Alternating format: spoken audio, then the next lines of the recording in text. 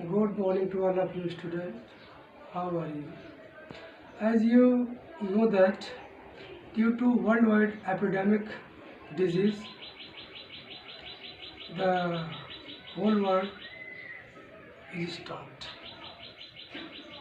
And your next session is interrupted. So a very nice decision is taken by management of the Krishna College. Your online classes are running and videos are sent. 1 day of gap. Good morning to all of you students. How are you? As you know that due to worldwide epidemic disease, the whole world is stopped. And your next session is interrupted. So a very nice decision is taken by management of the Krishna College. Your online classes are running and videos are sent. 1 day of gap. इस महामारी के कारण आपका सत्र प्रभावित हो रहा है, जिसके कारण ऑनलाइन क्लास हम लोग चला रहे हैं। आप घर पर सुरक्षित रहें, स्वस्थ रहें। बहुत ज़्यादा अगर आवश्यकता न हो तो घर से बाहर न निकलें।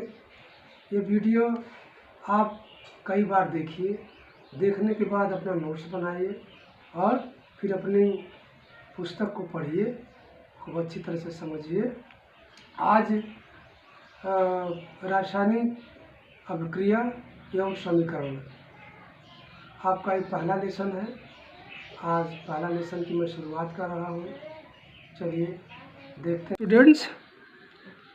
आपका जो पहला लेसन है वह रासायनिक अभिक्रियाएं एवं समीकरण, केमिकल रिएक्शन एंड इक्वेशन। आप इस लेसन में, इस अध्याय में रासायनिक अभिक्रिया क्या होती है, रासायनिक समीकरण किसे कहते हैं तथा रासायनिक अभिक्रियाओं के प्रकार आप पढ़ेंगे। रासायनिक अभिक्रियाओं के प्रकार में संयोजन अभिक्रिया, जिसको कॉम्बिनेशन रिएक्शन बोलते हैं, वियोजन अभिक्रिया, विस्थापन अभिक्रिया, ऊष्माक्षेपी तथा ऊष्माशोषी और ऑक्सीकरण तथा अपचयन अभिक्रियाओं के बारे में अध्ययन करेंगे। हमारे चारों ओर हमेशा अनेक परिवर्तन घटित होते रहते हैं।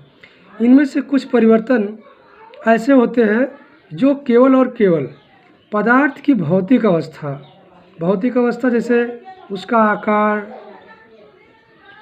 इत्यादि, उसके भौतिक गुणों को ही केवल परिवर्तित करते हैं, परंतु उनके रासायनिक संगठन एवं गुणों आदि पर कोई प्रभाव नहीं डालते। इस प्रकार के परिवर्तन को भौतिक परिवर्तन कहा जाता है।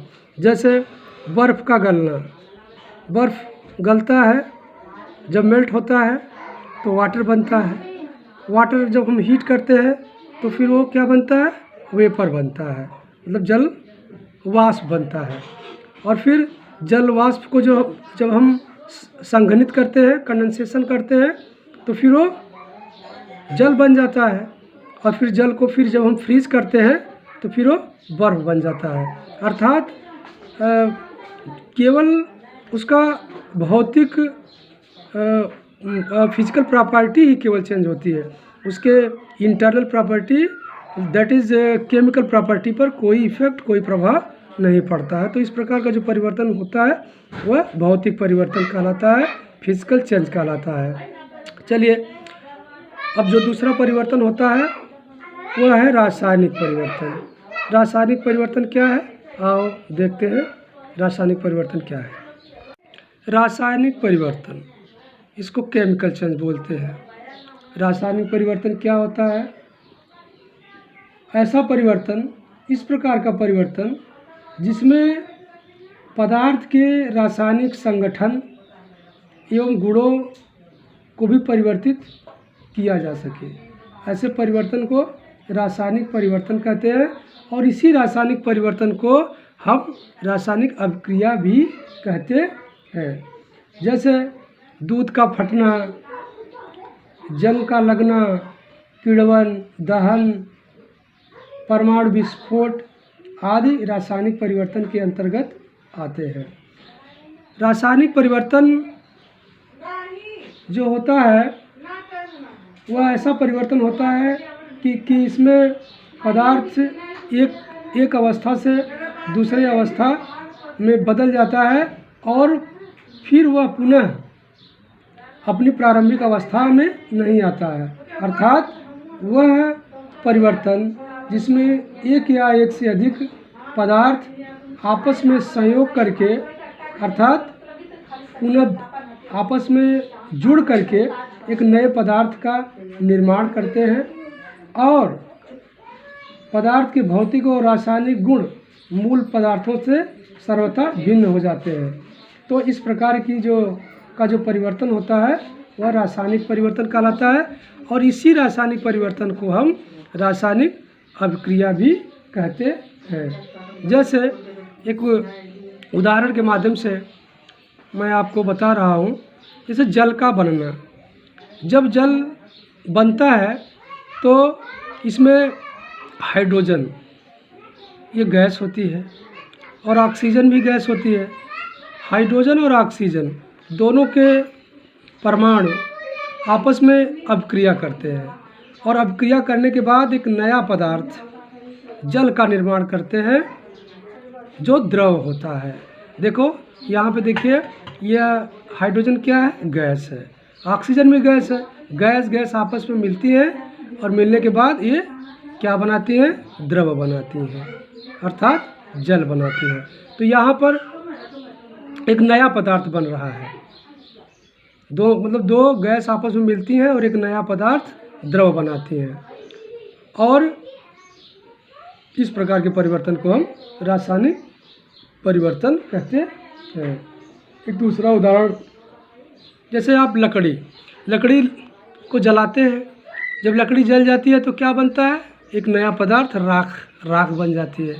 फिर राख से तो पुनः हम लकड़ी प्राप्त नहीं कर पाते। तो जब रासायनिक परिवर्तन होता है तो रासायनिक परिवर्तन होने के बाद हमेशा नया पदार्थ बनता है। तो इस प्रकार हम सिंपल लैंग्वेज में कह सकते हैं कि इस प्रकार की अभिक्रिया जिसमें कोई नया पदार्थ बने उसे हम रासायनिक अभिक्रिया कहते हैं।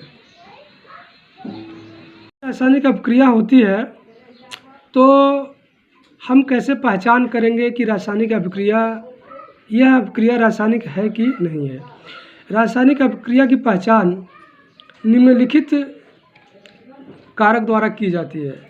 जब कभी रासायनिक अभिक्रिया होती है तो अवस्था में परिवर्तन हो जाता है। जैसे देखो, अभी मैंने यहाँ आपको जो एग्जांपल दिया जल का बनना, इसमें आप देखिए फॉर्मेशन ऑफ वाटर जो एग्जांपल मैं दिया हूँ, इसमें देखो हाइड्रोजन क्या है? गैस है। और ऑक्सीजन क्या है? गैस है। और ये गैस दोनों मिल के आपस में यहाँ पे जल का निर्माण करती हैं, अर्थात ये द्रव अवस्था में परिवर्तित हो जाती हैं। तो यहाँ पे देखिए अवस्था परिवर्तित हो गई। तो यदि अवस्था परिवर्तित हो जाती है तो रासायनिक अभिक्रिया, केवल अवस्था परिवर्तित हो गई तो इसे हम रासायनिक अभिक्रिया नहीं कहते हैं। रासायनिक अभिक्रिया निम्नलिखित कई बातों पर निर्भर करती है।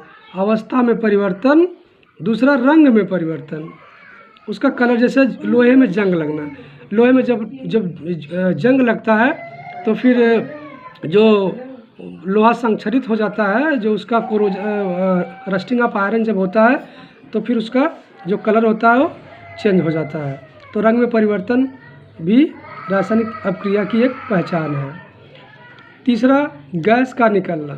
जब रासायनिक अभिक्रिया होती है तो इसकी जो अगली पहचान है वो गैस का निकलना, गैस भी निकलती है। और रासायनिक अभिक्रिया के दौरान ताप में भी परिवर्तन हो जाता है और अवक्षेप का निर्माण होता है, प्रेसिपिटेट बनता है। प्रेसिपिटेट का मतलब अविलेय पदार्थ बनता है रासायनिक अभिक्रिया संपन्न होने के बाद। तो ये सब there are many more factors to identify the chemical reaction. तो केमिकल रिएक्शन रासायनिक अभिक्रिया की पहचान करने के बहुत से फैक्टर्स हैं। On the basis of this हम रासायनिक अभिक्रिया की पहचान करते हैं। एक बार फिर से देख लेते हैं। जब रासायनिक अभिक्रिया संपन्न होती है कि नहीं होती है, कोई रासायनिक अभिक्रिया पूरी हुई कि नहीं हुई, इसकी पहचान करने के लिए हम अवस्था में परिवर्तन हुआ कि नहीं हुआ, उसके रंग में परिवर्तन हुआ कि नहीं हुआ, गैस का निकलना, ताप में परिवर्तन, अवक्षेप का निर्माण। तो इस तरह से कई फैक्टर्स हैं जिसके आधार पे हम रासायनिक अभिक्रिया की पहचान करते हैं कि केमिकल रिएक्शन कंप्लीट हुई कि नहीं। रासायनिक समीकरण, chemical equation. What is chemical equation? ये रासायनिक समीकरण क्या होता है? जब रासायनिक अभिक्रिया को प्रतीक एवं सूत्रों के माध्यम से हम व्यक्त करते हैं तो वह रासायनिक अभिक्रिया रासायनिक समीकरण कही जाती है। रासायनिक समीकरण का मतलब कि रासायनिक अभिक्रिया को प्रतीकों के माध्यम से, सिंबल के माध्यम से जब हम उसको व्यक्त कर देते हैं तो वह रासायनिक समीकरण कही जाती है। जैसे यहाँ पे हाइड्रोजन को इस प्रतीक से व्यक्त किया गया, ऑक्सीजन को ओ से। देखो यहाँ पे ये जो रासायनिक परिवर्तन है, जो ये रासायनिक अभिक्रिया है, इसको सिंबलाइज किया गया है, प्रतीक के माध्यम से व्यक्त किया गया है। ये रासायनिक समीकरण कहलाता है। रासायनिक समीकरण के दो भाग होते हैं। रासायनिक अभिक्रिया को ही रासायनिक समीकरण कहते हैं, जैसा कि अभी मैंने आपको बताया।